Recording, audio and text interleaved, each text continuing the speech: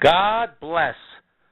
This is NFL Moneyball. I'm your host, Mark Anthony DiBello. For more information on me and this program, you can go to my personal website, markanthonydibello.com, and click on the Sports tab, or you can go to the NFL ESP, that's NFL Extended Strategic Principles website at NFL-ESP.com. Again, I say extended strategic principles, but sometimes I feel like saying extra or expert strategic principles because tragically those with the biggest voice these days are the media, and I don't believe that they're experts, especially on networks like ESPN, although I would love to work for ESPN. I can't be too critical of them, but again, they don't really have the type of people who can see the game from certain spiritual or statistical perspectives that give the greatest insight. So I have to say, been a lot of turmoil this week from my inner team, if you will. So we cut one player, so to speak. Was very destructive the first 3 weeks of the season, not blaming that person for having our record be less than stellar, or our average, which is no less than 67% with regards to predictions or prognostications, as will be outlined in the second half of the show. But certainly I know, taking full responsibility for my own life and actions, that I haven't been on as much as normal, but still I think more proficient and predictive than those who you hear on TV. So having said that, I'm going to keep this show to 30 minutes, realign the montage so it only lasts 30 minutes. No, this isn't quite the professional media broadcast, if you will. It's not even really a podcast, but that's just by design. I just don't have the time or the distribution or the listenership to really devote much more time than just this 30 minutes. But I'm going to keep it to 30 minutes. The last 15 minutes will be more in the predictive nature of games from those who might invest in them, because NFL ESP data does certainly help those people. But again, more so those who coach the game and need some statistical information, not opinion, that can certainly help their team improve their win productivity. Speaking of that, I'm also going to go over a little bit about the Bears this week and the regular season standings, and make some prognostications about those, only because the media will keep waffling and changing and altering their opinion as each week goes by, right up until the Super Bowl. And then they'll tell you who they liked all year long, but it's as far from the two final teams in the Super Bowl as could be. So again, I mentioned that I go through about 5 phases of study, and the final phase is the last 2 weeks of the season. But because of that turmoil I mentioned, we're going to make it just the first 3 weeks here, and then come out with basically some final opinions. And I would challenge anybody in the media or listening to see if they have done better by the time the season comes to a close. Again, last year we had Seattle and Denver, and Seattle winning comfortably at the beginning of the season. Don't think I'm going to be as on this year, but still think I'm going to be accurate and successful enough that I can certainly give you insights that are, I believe, really blessed. So then, again, we'll go over some of the games from last week as well, break them down a little bit. But I wanted to quickly go over some NFL ESP factors here, and then make a sort of a social commentary about some things that I am seeing in the media, because I am one who does live by the saying of Pope John Paul II, one of my heroes, who said, if it doesn't happen on TV, it doesn't happen. So thank God that these games are broadcast, and certainly much about the NFL and the people who work in it or play in it. So having said that, all that abuse stuff is still out there. I certainly know about that, and don't want people to disregard the spoken word that God created this universe with.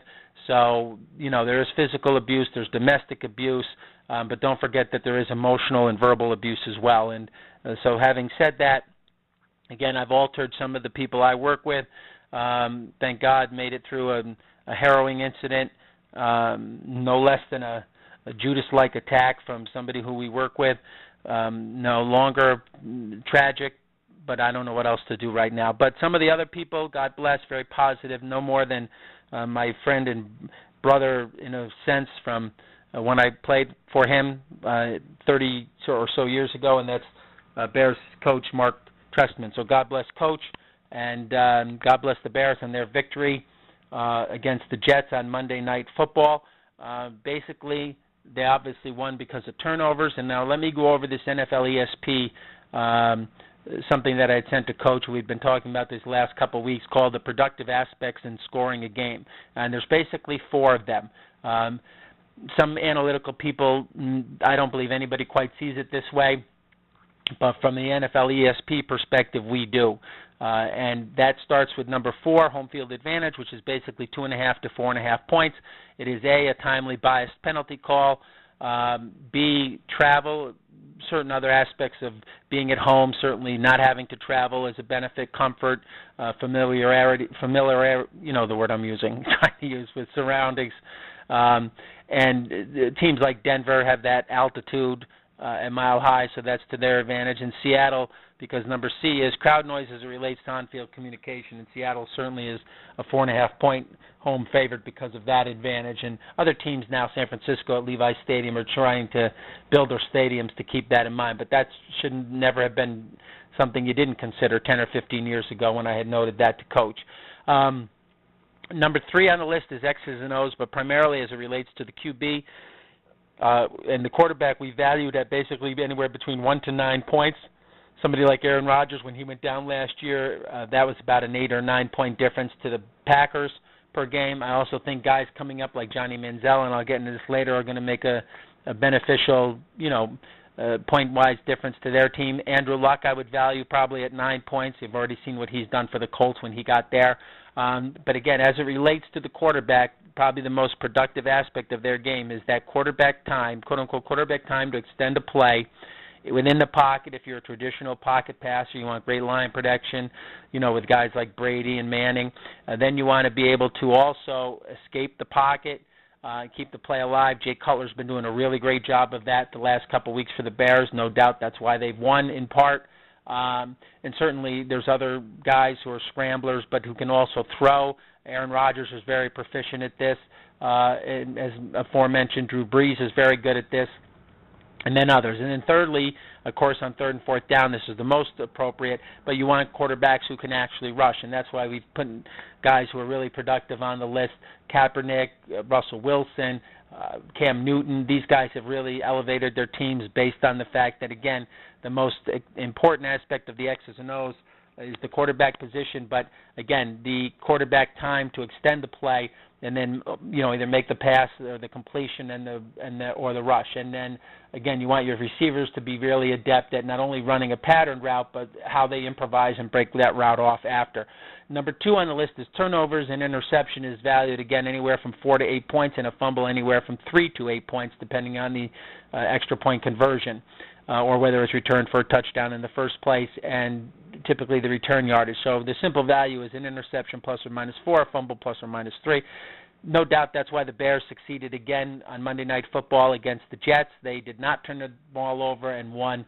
But again, we've really made the, what everybody uses, just a plus-minus-1 system. We've made it more precise and more accurate and more meaningful, and can even break it down from the spiritual perspective. As noted, that fumbles are more random, interceptions more based on, let's say, the talent of the team. So fumbles will tend to balance in God's vision of long-term 50-50, although certainly better teams fumble less. But without getting too deep, we're going to go to number 1 on this list of productive aspects, and that's the basic strategy decisions of the head coach. Those who don't use the power spread, this number is variable and indeterminate, but it's certainly and definitely less than if you use the power spread. And if you use the power spread in making your basic strategy decisions, that can really improve your game, your scoring by productivity by basically anywhere between 1 to 17 points. So keeping that in mind, still trying to improve my brother, the coach of the Bears, Coach Trestman, with this. But again, they've already cost them a game, honestly, the first game with the Bills, but we shall see. So again, those are the NFL ESP aspects that, I'd like to take a look at. And then as we close in 10 minutes through this program, I'll go through another 5 minutes of last week, some things, and then the standings I'll do at the end, or at least during the course of covering the games from those who maybe have an investment-minded thought process when it comes to the second half of this NFL ESP or NFL Moneyball program, which is, again, going to last just 30 minutes, and I've even altered the montage to make sure that that happens if you're watching and, as you're listening to this. So last week, we were basically 4-4 on the thoughts that we had. Pretty accurate on a lot of the games, though. We liked Detroit, we mentioned. We liked Arizona. Wasn't really an upset to us against San Francisco. Chargers and Bills, we knew it would be close, but again, the Chargers ended up winning, which really tells me a lot about them, and I'll talk about that as them being one of the better teams in the AFC, if not the best right now, or certainly by the end of the year. Dallas and Rams were a toss-up. Rams really had that game. No reason to lose that to Dallas. Washington noted was going to keep it close or even actually beat the Eagles, which they should have with Kirk Cousins in there. Eagles got some home field calls, which were really expected. They're a 4-point home team actually because of the biased officiating calls. Always have been that way. Actually, at one point we're 6 points higher.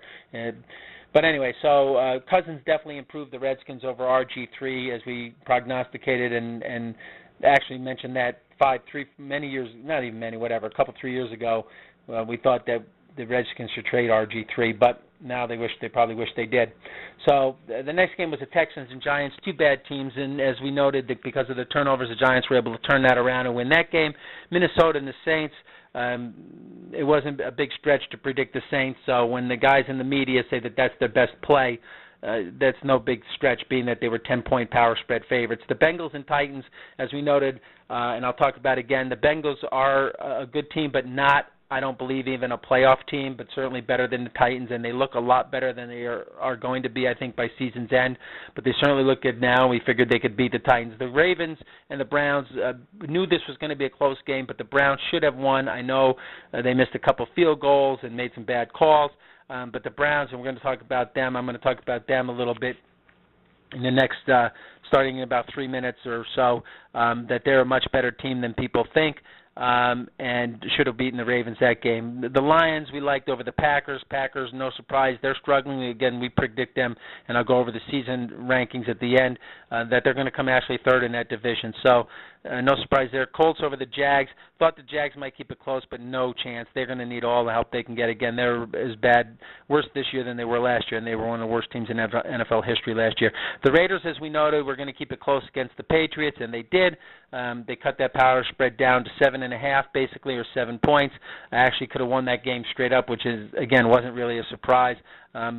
The Cardinals and 49ers, as we projected, even without Palmer, that the Cardinals were going to do well and win. Seahawks, we projected, although that game was closer than we thought, they had to go to overtime. But I noted that even without the power spread, 4.5 points, that Seattle was probably still, a few points better than Denver. Again, surprisingly, Denver kept it close. Didn't quite see that game, all of it, just the second half because of some problems with some teammates of our own. Miami and Kansas City, surprised by this. Thought Miami would beat Kansas City.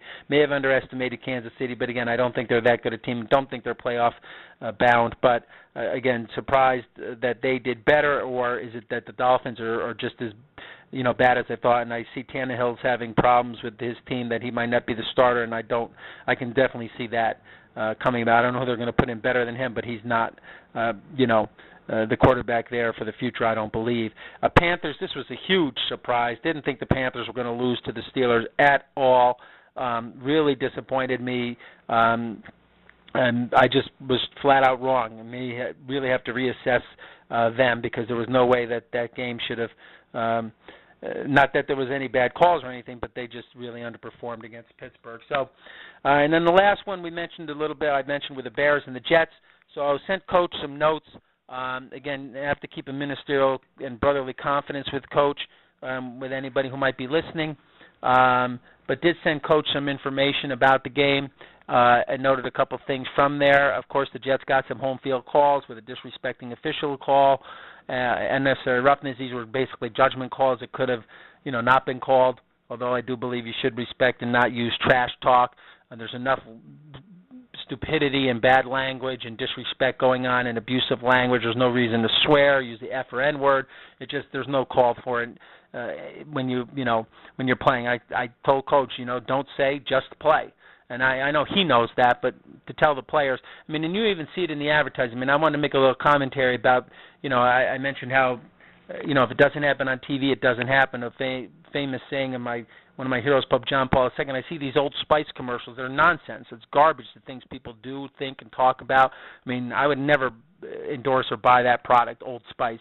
You can really judge a product by its marketing and the way it advertises itself. It's certainly not, indicative totally, wholeheartedly of the quality of the product, but you can darn well invest in the thought that if it's a bad ad, it's a bad product. The turnovers certainly made the big difference for the Bears. They got more turnovers, and I noted the coach probably the number one factor was when the turnover was returned for a touchdown, which the Bears know they've needed to do because, as I told Coach, defense wins championships, which everybody knows. Now, the reason the defense wins a championship is because the defense can basically also score. An offense is not designed to play defense. It is designed to simply be offensive, if you will, and just sort of one-sided. So the reason defense wins championships is because defense not only is designed to stop the offense, but is really designed in its philosophical best is to not only get the ball, but to get the ball and go to the other score, the other goal, or in the NFL, certainly the end zone. So that's the reason defense wins championships, because they can score and be two-sided, so to speak. And then on the final series, I mentioned some X's and O's that the Jets' terrible formation with no wide, no running backs. You took away that number 4 aspect that I mentioned, the running aspect from Geno Smith, even in just the formation. You got to at least leave running back there for the hint or the perception that there might be a run, and certainly leaving it down to accuracy and Geno Smith down near the goal line, and that having to be his best attribute is not going to be successful for the Jets. They're really struggling at that quarterback position, although, again, defensively they're a pretty good team and should have kept that game closer. So last week we're basically 4-4 in the selections we gave out for those who might have had an investment perspective on it, and then went 2-0 in our second half choices, which one of them from last night was Chicago, and that's sort of something that we do that nobody else is really proficient at. And so far this season, I think we're now 7-1 in second halves, and overall on the season, I don't have the numbers in front of me, but considered 6-4 last week still puts us up in around 67%. Again, underperforming this season, but 6-4 isn't a bad week for some. So I'm already 18 minutes in to the program, so let me get to the games this week for those of you who have an investment perspective on them, and then go over some of the what I think are going to be the final standings and close the program with that. So for this week, we're looking at Washington and the Giants on the Thursday night game. As noted, Kirk Cousins definitely improves the Redskins. You saw that against the last week against the Eagles. They should have actually won that game straight up from all data perspectives, but give the Eagles, some credit for winning, surely. The kickoff return, though, and a couple calls. But anyway, so Washington has definitely improved. The Giants are a very bad team. They're like the bad news Bears out there, the way they fumble and stumble around. But again, it's a power spread now listed, I think, at about 3.5 or 4. I would still invest in Washington if I had to. And again, I think you're going to see the best out of them all year. It could be fishy, though, because typically power spread underdogs on TV games tend to overperform and do well, and the quote-unquote public gets beat. But again, if you had to play that game, you would probably lean toward the Redskins, and certainly fans who are just fans of the game will like what Kirk Cousins does. This kid is definitely the best quarterback for that team. And again, now the media is talking about that, and they're all on board, which makes me nervous because I felt that 3 years ago. But again, God bless. Next game is in London, which I don't believe is a place for an NFL franchise or an NFL team. These are the gladiators of the gridiron, same as the Holy Roman Empire, centuries ago, and that only worked in the Holy Roman Empire. So in this new unholy Roman Empire, the United States, Television does the job to take the NFL game worldwide, and it's just really, it's not very pragmatic, I don't think, to have games even in London or even an exhibition game. It's just, it's too novelty-ish, if you will. So, anyway, so having said that, I believe the Raiders can actually win this game straight up against the Dolphins. The Dolphins, again, I mentioned, are not that good a team. The Raiders are actually underrated. They've got a rookie quarterback, so if he can just grow and improve, I think you're going to see better things out of them, and they're certainly a good investment here. Next up is Green Bay and Chicago. We've already talked about both those teams, a big rematch from last year when Aaron Rodgers got hurt. That was sort of week, I think, 9 or 10, that we really made a move with Coach. But again, credit went elsewhere. I don't want to talk about that now. But this is, again, is a close game. Should be the Packers, if anybody. More of a must-win situation. They're coming off a loss. Chicago coming off a win. I wouldn't invest in the game either way. Too close to call. In the best investment of the week, only because there's not that many of you listening, although I wish the word would get out. I can't really profit, so to speak, from telling you this, but actually Buffalo should be favored over Houston. So to get 4 points in a power spread game with the Bills at Texans is a really good play. I would definitely take Buffalo. The Colts are playing the Titans. The Colts probably, when you're a 7-point power spread favorite, you're a 75% chance to win that game, and I don't suspect that the Titans are going to do anything to manufacture points to overcome that difference. So if you're investing in the game, you can probably feel pretty safe investing with the Colts, although I wouldn't invest in that game. Next up is the Panthers and Ravens. These are, again, sort of a reversal from last week, but I'm going to go with the Panthers again. I know a lot of people are probably investing in the Ravens. They saw a win there that shouldn't have been, and the Panthers, embarrassing primetime loss. But again, the Panthers are, I think, definitely the better team, and they should, if they don't win this, that's their season, to be honest with you, because their schedule coming up is horrifically tough. But again, the Panthers should win this game. The Lions are playing the Jets again. It seems like a lot of people, I'm not sure who they're investing in, but I got to believe the Lions, so I wouldn't invest in this game. You would have to invest in the Jets if anybody. The Lions are, it looks like, the better team, and as I projected, they're going to win that NFC North or at least get down to a final play as Green Bay and Chicago did last year. This year with Chicago, it'll be Chicago and Detroit to the wire. I can only pray that Coach follows some of the information we speak about and send them and improves their win production as NFL ESP is designed to do by 1 to 2 or 10 to 15% of games during the regular season. So hopefully the Bears will do that and nip out, at the wire the Lions. But the Lions are definitely a better team than the Jets, and this game, if I had to invest, I wouldn't invest, but the Lions are the better team. The Jets are going to have to just play defensive and get out to an early lead. If they don't, they're not a comeback from behind team, and the Lions can actually, again, are showing a little more discipline, and again, Coach Caldwell is a dramatic improvement from Coach Schwartz. The next game up is Pittsburgh and Tampa. We liked Tampa last week, actually, which was a really bad prognostication. We hadn't seen Tampa. I hadn't seen Tampa, and they are really a bad team. But, again, they're not 8 points less, I don't believe, than Pittsburgh. So if you have the courage, you can actually come back and try again with Tampa. I would advise anybody investing and go ahead and beat Pittsburgh. The Chargers are playing the Jags. The Jags are horrific. The Chargers can actually cover 14 points or 13.5 points power spread. You wouldn't want to invest in that, though.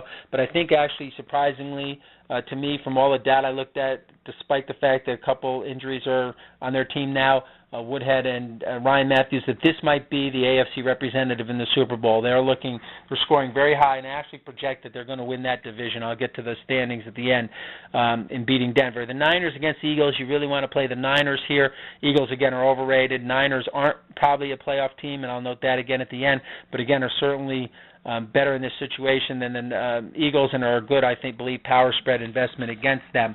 The Vikings are playing the Falcons. Many people are investing in the Falcons. I'm not sold on them.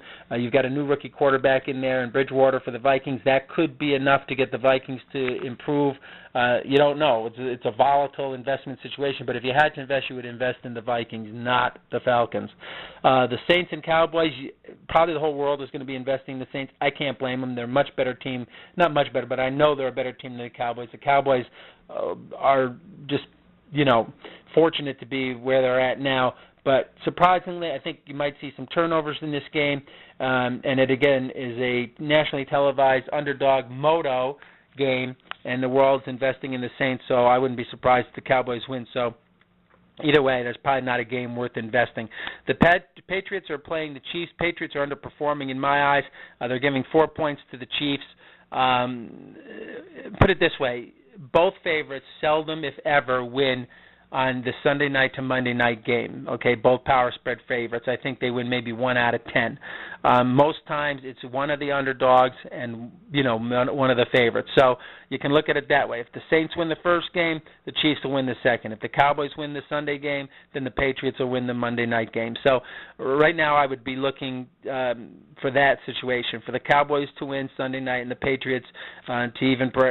I believe they'll beat the Chiefs, but will they cover the power spread of 4 or 4.5? That could come right down to a 4-point game and be very close. But again, it's probably not worth investing. So if I had to give you 5 teams to invest in, you would want to invest in, just to run it off quickly here, probably the Vikings, the Niners. You'd want to invest in the Panthers. You'd want to invest in definitely the Bills. And if I had to twist an arm, I would say the Redskins. So we've got about 4 minutes left. And let me go through now what I believe are going to be our final prognostications, very much in line with what was predicted in phases 4 and 3 a few weeks ago and a couple months ago as to the final results of the season. And you're going to hear some things that are going to be, thankfully, contrary to what the media is believing and thinking and seeing right now. And I can only hope they apologize if they're incorrect, just as I would, and fess up if they're not experts. And just have the vision and the anticipation, God bless, and the foresight to understand some of the data and certainly the spiritual side of things. And although I have to admit my spiritual side is weak lately, I can only hope and pray it improves and God's angelic intervention speaks to me and God himself speaks to me. And more so, he's speaking. I'm just closed-minded and not listening to hear the truth of the final results of this season. But let's go to the AFC. Still project New England to win that division. I don't see much coming out of Buffalo, Miami, or the Jets. The Jets had every opportunity, but they're getting worn out on defense already and succumbing to too many injuries because the offense is not doing their job, so to speak, or not just elevating their play. So New England will probably win that division. In the AFC North, again, we projected Baltimore at the beginning of the year. I don't think Cincinnati's going to be in the playoffs. If they sneak in, they sneak in as a wild card. I don't believe 2 teams are coming out of division, but I do believe Cincinnati's already. In fact, we project if Johnny Manziel can find a way to start for the Browns, if the Browns can find a way to start him, they think they're doing well now. They're actually going to improve by 4 points, 5 points per game with Manziel in there, if not 6 points. With Manziel in there, and I believe Cleveland can and should win that division if they can get him to start. But even then, I wouldn't be surprised if Cleveland still gets there and is there with Baltimore fighting out for that division win in the end. In the AFC South, Indy, although they started 0-2, will be there. I thought Houston might get there, but this is not a good Houston team. They lost Clowney. They would have to sneak in for the wild card. In the AFC West, we're projecting San Diego is going to beat Denver. Denver's got too tough a schedule, and San Diego is actually a pretty darn good team, it looks like, this year, especially defensively. And they're going to, I think, win that division. And the wild card is going to be Denver. And I couldn't even project who's going to be the second wild card, although at the beginning of the year I projected Houston and the Jets. It might still be one of those two. So with about a minute to go here in the program, let's go to the NFC East. The Eagles should win that division, and I noted that Washington is definitely, as I mentioned, upgraded with Kirk Cousins, but not enough to win that division, I don't think. Definitely finish second, though. They'll beat out the Cowboys and the Giants. Again, the Giants will improve if they get to Ryan Nassib. In the NFC North, still three-way. I broke this all down for Coach. Detroit nipping Chicago. Prayerfully, Chicago wins that division. I can only pray and hope that coach wins, but that's going to come right down to the end of the season. Green Bay in third. And the NFC South had projected Carolina. Their tough schedule is going to really hurt their record, so it's going to really be between them and New Orleans. Probably Carolina still, I think, can win the division with New Orleans getting a wild card. In the NFC West, looking at Seattle to win that division, but as we projected, Arizona is definitely a wild card team. Don't think they're going to have enough at the end of the year to win that division, but definitely the wild card. And again, with New Orleans, and I wrote maybe San Francisco, but probably that means San Francisco's on the out and not going to make the playoffs. So that's what I project for the season. Next week, although I did already project sort of the Super Bowl between New England and Seattle, I'll break that down a little bit more. But again, that's it for now. God bless. Thank you for listening. This is Mark Anthony DiBello with NFLESP.com, and this is NFL Moneyball. God bless.